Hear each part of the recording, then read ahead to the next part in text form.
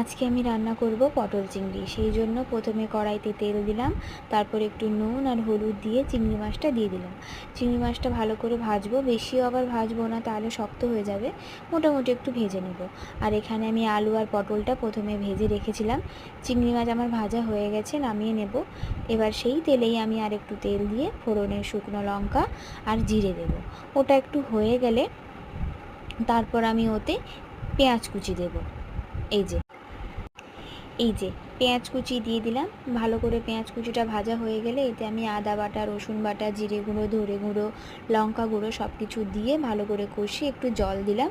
এবারে তেল বেরোলে আমি এতে ভেজে রাখা আলু, পটল আর চিংড়ি মাছটাও দিয়ে দিলাম।